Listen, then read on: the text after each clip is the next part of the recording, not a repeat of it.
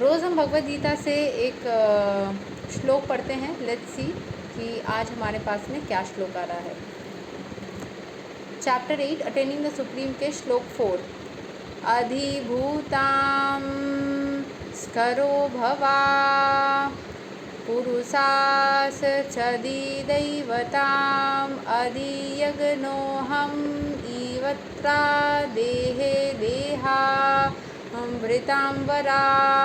O best of the embodied beings, the physical nature which is constantly changing is called Adi Bhuta, the material manifestation. The universal form of the Lord, which includes all the demigods, like those of sun and moon, is called Adi Daiva. And I, Supreme Lord, represented as a super soul in the heart of every embodied being, I am called Adi Yagna, the Lord of sacrifice. ठीक है, सो यहाँ पे भगवान श्री कृष्ण बोल रहे हैं कि जितने भी एम्बॉडीड बींग्स है, जो फिज़िकल नेचर जिनके अंदर वो best of the embodied beings, जो बेस्ट एम्बॉडीड बींग्स में जो बेस्ट है Arjun, the physical nature which is constantly changing, the physical nature constantly change हो रही है, इसका आदि भूता, उसको आदि भूता बोलते हैं। ठीक है, द मटीरियल मैनिफेस्टेशन, जो हमारी फिजिकल बॉडी चेंज हो रही है कंटिन्यूसली, या फिजिकल नेचर जो आसपास का चेंज हो रहा है। The universal form of the Lord which includes all the demigods like those of sun and moon is called आदि दैवा। सन, मून और सारे यूनिवर्सल फॉर्म्स को आदि दैवा बोला जाता है। And I the supreme Lord, भगवान श्री कृष्ण बोल रहे हैं कि सुप्रीम लॉर्ड को सुपर सोल जो बोला जाता है वो सबके हृदय में स्थित है, उसको आदि यज्ञ बोला जाता है, द लॉर्ड ऑफ सैक्रिफाइस। हम इसके बहुत ज़्यादा एक्सप्लेनेशन को पढ़ लेते हैं। ठीक है, the physical nature is constantly changing. Material bodies generally passes through 6 stages. They are born, they grow, they remain for some duration, they produce by some by products, they dwindle and then they vanish. The physical nature is called Adi Bhuta. It is created at a certain point and will be annihilated at the certain point. मतलब एक बार जन्म होता है तो एक बार मृत्यु भी होता है। It is created at a certain point and will be annihilated at a certain point. The conception of the universal form of the Supreme Lord, which includes all the demigods and their different planets, is called Adi Daiva, and present in the body along with the individual soul is called super soul, a plenary representation of Lord Krishna. The super soul is called the Paramatma or Adi Yajna and is situated in the heart. The word Eva is particularly important in the context of this verse because by this word the Lord stresses and the Paramatma is not different from him. The super soul, the supreme personality of Godhead seated beside the individual soul, is the witness of the individual soul's activities and is the source of the soul's various types of consciousness.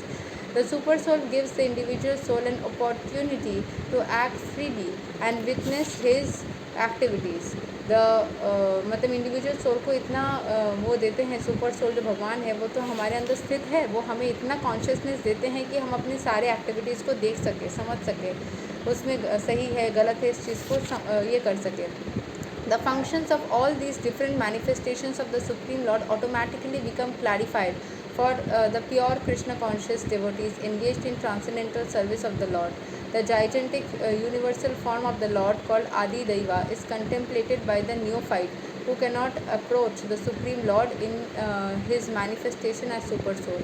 The neophyte is advised to contemplate the universal form of Virat Purusha, whose legs are considered the lower planets, whose eyes are considered the sun and moon, and whose head is considered the upper planetary system. तो जो आदि दैवा जो हमारे परम भगवान हैं, उनके जो मतलब यूनिवर्सल फॉर्म है ना या विराट स्वरूप है, उनके लेग्स है लोअर प्लैनेट्स, उनके आईज़ है सन एंड मून, उनका सर है अपर प्लैनेट्स।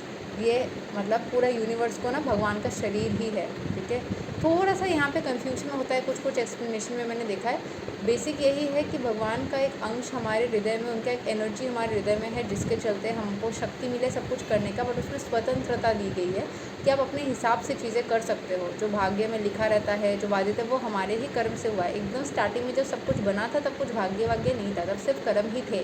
समय के साथ साथ कर्मों के फल बनते चले गए, बंधते चले गए, और फिर वो भाग्य वाला कॉन्सेप्ट बाद में आया। स्टार्टिंग में कोई वैसा चीज़ नहीं था।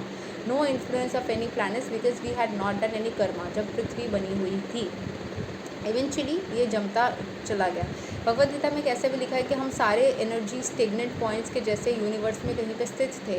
कुछ रीज़न के वजह से भगवान को सारे एनर्जीज़ को अपने अंदर अब्जॉर्ब करना पड़ा और फिर वापस से उनको बाहर निकालना पड़ा और दुनिया में भेजना पड़ा। तो there are different reasons why this is happening. इसके अलावा भी मतलब हम जो एनर्जी फॉर्म में रहते हैं ना, we are travelling through time. हम ट्रैवल करते जा रहे हैं, हम समय के साथ साथ मूव करते जा रहे हैं, सोल्स जर्नी के फॉर्म में हैं। अब ये कहाँ से स्टार्ट हुई थी जर्नी एंड कहाँ एंड हो रही है उसकी क्लैरिटी हमको अभी नहीं है, लेकिन भगवान को है। सो जो मेन चीज़ बोला जाता है कि हमारे अंदर जो शक्ति है that is the grace of God, but God is directly not responsible कि हम क्या कर रहे हैं नहीं कर रहे हैं। अगर हम खुद को पूरी तरीके से भगवान के पास में समर्पित कर देते हैं कि भगवान मैंने अपने आप को पूरी तरीके से आपके पास समर्पित कर दिया, तो एनर्जीज वैरी करती है, तब भगवान हमारे ऊपर दायित्व लेते हैं। लेकिन जब तक आपने नहीं बताया ये चीज़ कि मैं समर्पित करता हूँ या कुछ भी, तब तक भगवान दायित्व नहीं लेते हैं। So this is necessary. God is not directly responsible for anything and everything that we do. हम खुद रिस्पॉन्सिबल होते हैं हमारे कर्मों में। भगवान हमारे अंत में अंतर हृदय में स्थित ज़रूर है, बट वो पूरे के पूरे भगवान ही उनका एक अंश है। हम सबको मिला करके जो एनर्जी क्रिएट होगी वो भगवान का एक एनर्जी है। एंड सिर्फ वही नहीं, मतलब पूरा ब्रह्मांड सब कुछ मिला करके, not only the living things in the earth. Earth एक पार्ट है, बाकी सारा मल्टीवर्स। एंड वो हमारे सब कुछ देखभाल के लिए ही इज़ लाइक अ जज। देखभाल के लिए भी रिस्पॉन्सिबल है, गलती करेंगे तो सज़ा देने के लिए भी वही रिस्पॉन्सिबल है। ठीक है। सो और भी डीप में हम जानने की कोशिश कर सकते हैं ईश्वर को। इवेंचुअली हम और भी समझते चले जाएंगे। आज के लिए यही तक। Thank you so much. Hare Krishna, Radhe Radhe, जय श्री राम।